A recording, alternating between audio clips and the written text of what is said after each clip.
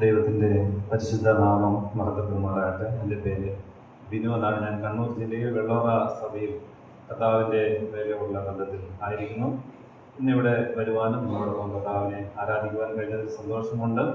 കർത്തൃമേശയിൽ വാക്കുവാക്കാനുള്ള ആഗ്രഹത്തെയും സഭയെ അറിയിക്കുന്നു. ആരാധനയോടുള്ള ബന്ധത്തിൽ 22-ാം സങ്കീർത്തനത്തിൻ്റെ 14-ാം വാക്യത്തിൻ്റെ 2-ാമത്തെ ഭാഗവും 28-ാം വാക്യത്തിൻ്റെ 2-ാം ഭാഗവും വായിക്കാൻ ഞാൻ ആഗ്രഹിക്കുന്നു.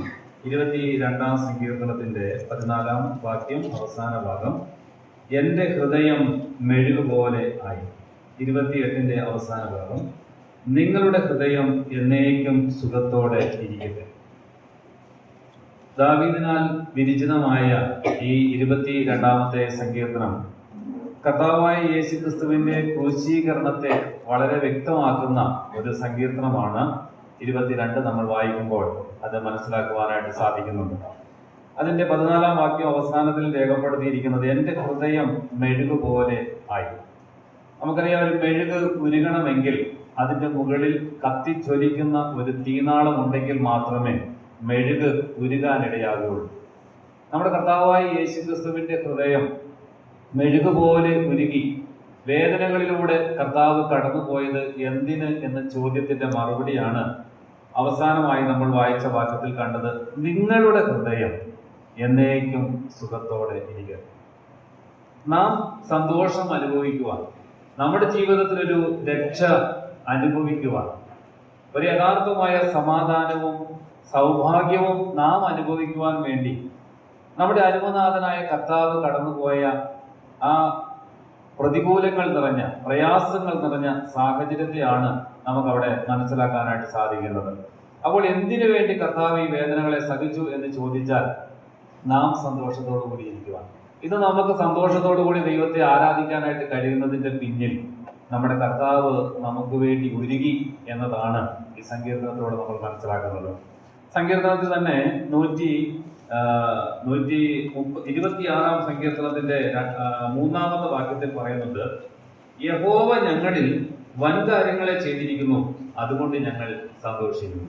വലിയവനായ ദൈവം നമ്മുടെ ജീവിതത്തിൽ ചെയ്ത വൻകാര്യം എന്നത് തന്റെ ഹൃദയം നമുക്ക് വേണ്ടി ഉരുകി എന്നുള്ളതാണ്. തന്റെ ശരീരം നമുക്ക് വേണ്ടി കണ്ടാൽ ആളല്ല എന്ന് തോന്നുമാറ് വിരൂപമാം വിധത്തിൽ ലോകത്തിൽ ഒരു കവിയെ കൊണ്ടോ എഴുത്തുകാരനെ കൊണ്ടോ വിവരിക്കാൻ കഴിയുന്നതിന് അപ്പുറമായി അതികഠിനമേറിയ വേദനയിലൂടെ നമ്മുടെ കർത്താവ് കടന്നുപോയത്, പ്രിയമുള്ളവരെ, നമ്മുടെ ജീവിതത്തിൽ സന്തോഷം അനുഭവിക്കുവാൻ വേണ്ടി, ആ വൻ കാര്യം നമുക്ക് വേണ്ടി ചെയ്തത് കൊണ്ട് നമുക്ക് ഇന്ന് സന്തോഷിക്കുവാനായിട്ട് കഴിയുകയാണ്. എബ്രായ ലേഖനത്തിൽ നമ്മൾ വായിക്കുന്ന 9:22 രക്തം ചൊരിഞ്ഞിട്ടല്ലാതെ വിമോചനമില്ല. കർത്താവിന്റെ രക്തം നമുക്ക് വേണ്ടി ചൊരിഞ്ഞത് കൊണ്ടാണ് നമുക്കൊരു വിമോചനം അനുഭവിക്കുവാനായിട്ട് സാധിക്കുന്നത്. ഈ കർത്താവിന് എന്താണ് ഇതിന്റെ പിന്നിൽ ആവശ്യം? നമുക്കറിയാം, നമ്മെ കുറിച്ച് ഓർക്കുമ്പോൾ കർത്താവിന് അത്രമാത്രം ഭാരപ്പെടേണ്ട ഒരു കാര്യമില്ല. നാം കേവലം ഒരു മനുഷ്യരാണ്, തള്ളപ്പെട്ടു പോയ ജനത്തിൽ പെട്ടവരാണ് നമ്മൾ. എന്നാൽ വലിയവനായ ദൈവത്തിന്റെ ആ ആർദ്രമായ സ്നേഹത്തെയാണ് നമുക്കവിടെ കാണാനായിട്ട് സാധിക്കുന്നത്. അപ്പോൾ കർത്താവ് എന്തായി തീർന്നു? നമുക്ക് വേണ്ടി രക്തം ചൊരിയുകയാണ്, നമുക്ക് വേണ്ടി മെഴുകുപോലെ ഉരുകപ്പെടുകയാണ്. എന്തിനു വേണ്ടി? നമുക്കായി വൻകാര്യങ്ങളെ ചെയ്യുവാൻ വേണ്ടി. ഗലാത്യ ലേഖനത്തിൽ 3:13 നമ്മൾ വായിക്കുന്ന, മരത്തിന്മേൽ തൂങ്ങുന്നവനെല്ലാം ശപിക്കപ്പെട്ടവൻ. അപ്പോൾ ശാപയോഗ്യമായ ക്രൂശുമരണം കർത്താവ് നമുക്ക് വേണ്ടി അനുഭവിച്ചത് നമ്മുടെ ശാപം മാറുവാൻ വേണ്ടിയാണ്. പ്രിയമുള്ളവരെ, നാം ഇന്ന് ഈ സന്തോഷത്തിൽ ദൈവത്തെ ആരാധിക്കുമ്പോൾ നമുക്ക് ഓർക്കുവാനായിട്ടുള്ള ഒരു കാര്യമുണ്ട്. ഇന്ന് നമ്മൾ അനുഭവിക്കുന്ന എല്ലാ സന്തോഷത്തിനും, എല്ലാ സമാധാനത്തിനും, നിത്യമായ രക്ഷയുടെയും പിന്നിൽ നമ്മുടെ നാഥൻ നമുക്ക് വേണ്ടി തകർക്കപ്പെട്ടതായ അവസ്ഥ, നമുക്ക് വേണ്ടി ചിന്തപ്പെട്ടതായിരിക്കും തന്റെ രക്തം, നമ്മൾക്ക് വേണ്ടി കർത്താവ് കടന്നുപോയ അതികഠിനമേറിയ വേദനയുടെ അനുഭവങ്ങൾ, അതോർത്തുകൊണ്ട് നമുക്ക് നന്ദിയോടെ ദൈവത്തെ സ്തുതിക്കാം. നമ്മുടെ കർത്താവിന്റെ ഹൃദയം മെഴുകുപോലെ ഉരുകിയത് നമുക്ക് എന്നും ഓർക്കാം.